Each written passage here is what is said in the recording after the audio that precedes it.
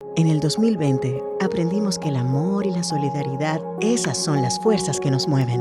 En Coop Mam somos parte de tus experiencias y sueños. El futuro es ahorra. Cooperativa Mamoncito, deposita tu confianza.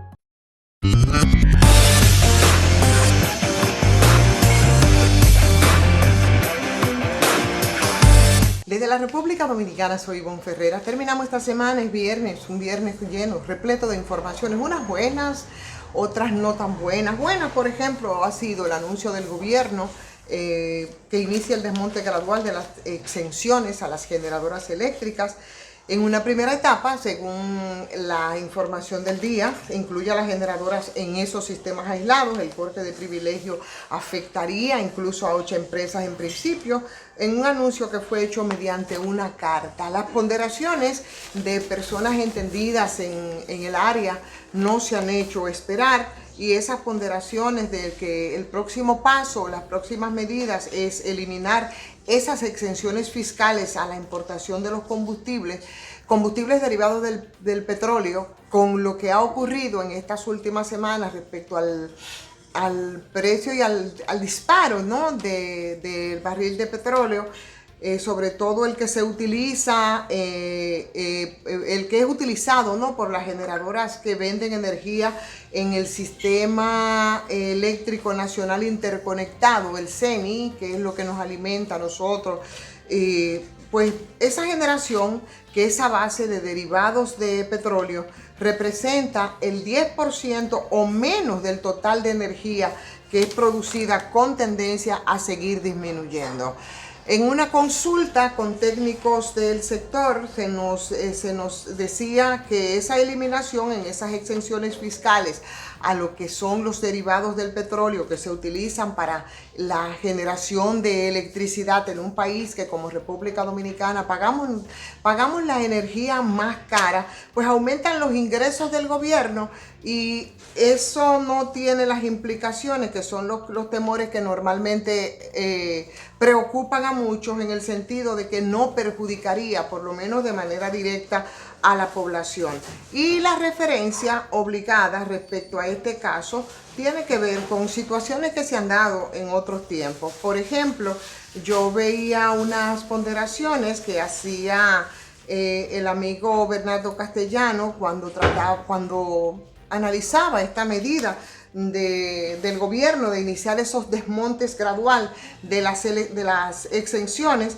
La referencia que se hacía, por ejemplo, en el año 2000, el 90% de la energía que se generaba era en base a derivados del petróleo, y la eliminación entonces de esas exenciones que fueron anunciadas en el día de ayer, exenciones fiscales de los derivados del petróleo, que son los que se usan para la generación de electricidad, repetimos, va a tener un impacto mínimo en las finanzas de las distribuidoras, que a su vez sería entonces compensado con creces, con el aumento de los ingresos del Estado y con la eliminación de supuestos mercados negros que siempre están presentes, el mercado negro de los combustibles, claro está, que tantas veces ha sido denunciado por la Asociación de Detallistas de Gasolina, ANADEGA, y por los mismos choferes. Eso significa que, bueno, esto parece que tendrá un impacto, al parecer tendrá un impacto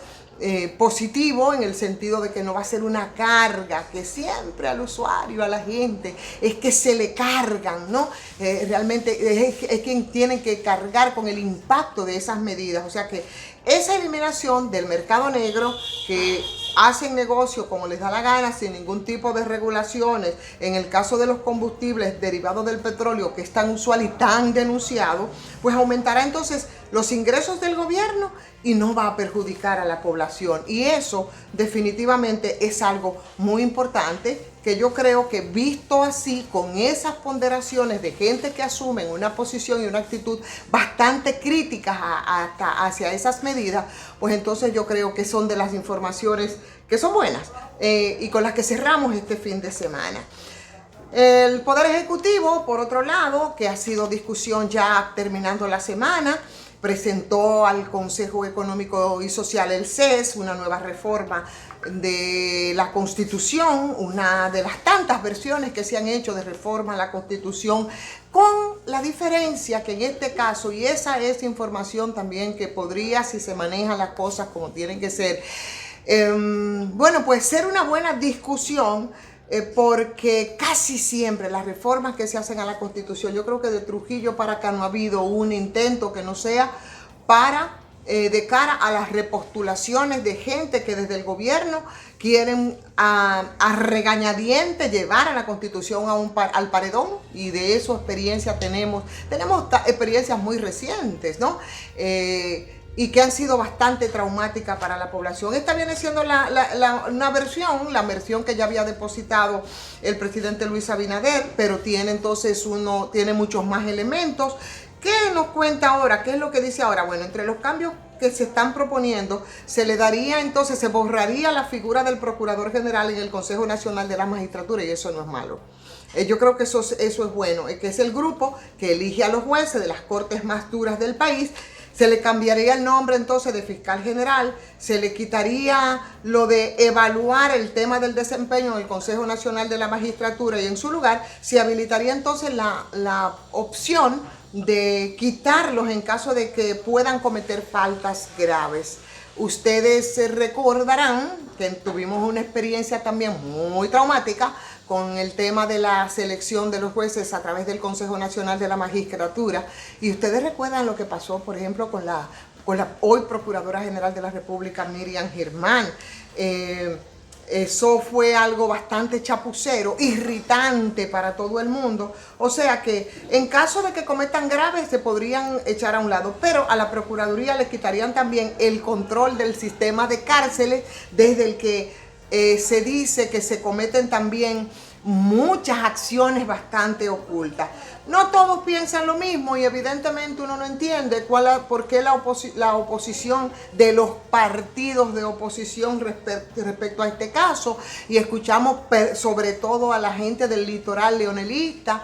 Y bueno, cuando tú te pones a ver la cosa de lo que fue la conformación del Consejo Nacional de la Magistratura y lo que habían sido la selección de las altas cortes como una especie de blindaje, ¿no?, para la corrupción, encuentras mucho sentido, porque en eso el expresidente Leonel Fernández tuvo un gran protagonismo. La otra reforma que de la que se estaría hablando es la del Código de Trabajo, el Código de Trabajo y el Consejo Consultivo de Trabajo, que le dieron una especie de cancha abierta a la población para que envíe sus propuestas a la actualización del código.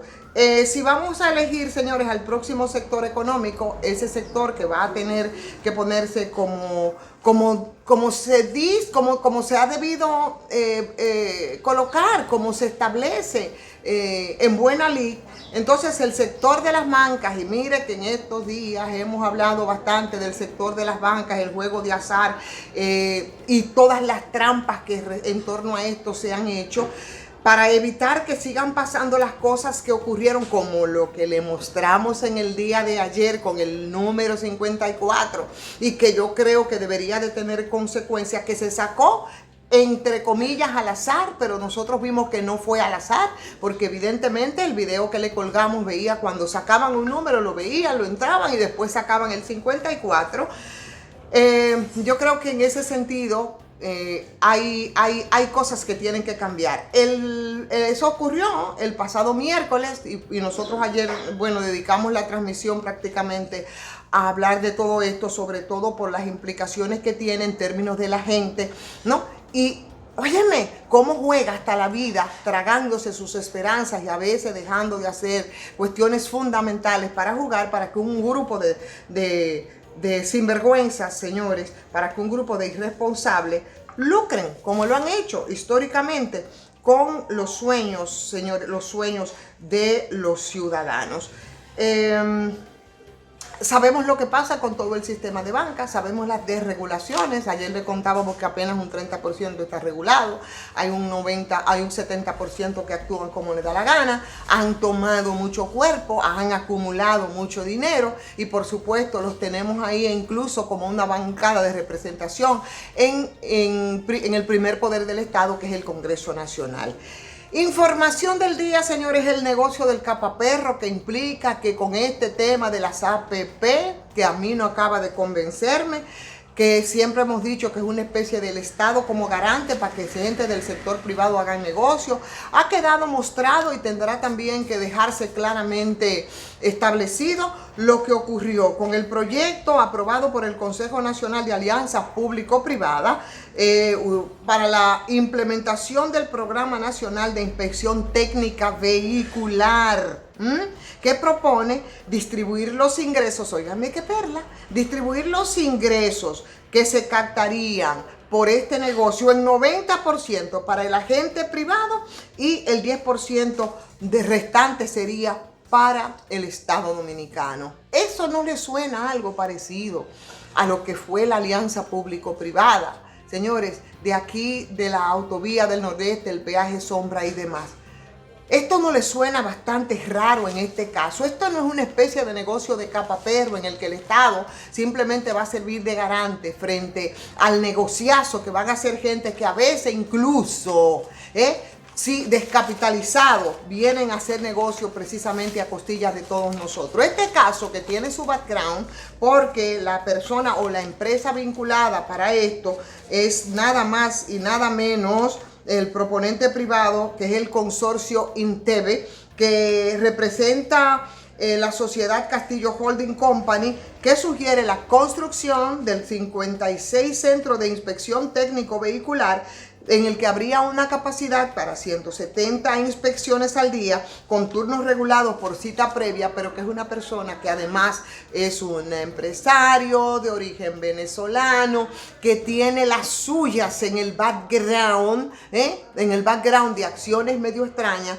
que nosotros tendríamos que empezar a rebuscar y a revisar para que ustedes sepan de qué es lo que se trata. Mientras tanto, que el 90% de los ingresos por la revista, que sería la revisión a los vehículos, vaya a un agente privado, y que es una propuesta que si se estima en 1.633 millones costo de la primera inspección, ¿cuánto no se va a ganar esta empresa de capital extranjero y privada en un negocio respecto a lo que sería respecto a lo que le toque a nosotros, al Estado Dominicano? Un 90-10, óigame, un 90-10 es una especie de negocio de capaperro que yo creo que de ninguna manera, o por lo menos deberían de explicar bastante claro por qué el Estado tiene que buscar entonces los recursos, que ser garante además para que esta empresa privada haga el negocio de su vida. Por eso es que con esto de las alianzas público-privadas hay muchas cosas que no convencen, y eso es parte de lo que este gobierno ha traído como parte de su marca, ¿no? Además, claro está, de los fideicomisos que no pueden estar más cuestionados. Vamos a pedirles que les den like a esta transmisión como a todas. Vamos a pedirles que se suscriban y, por supuesto, que compartan. Vamos a agradecer, como siempre, a la Cooperativa Mamoncito, que nos da apoyo. Cooperativa Mamoncito, donde usted deposita su confianza, y a Sardinas Dimar. Suscríbanse, los que no lo han hecho, háganlo también a patreon.com. Soy Ivonne Ferreras. Muy buen fin de semana para todos.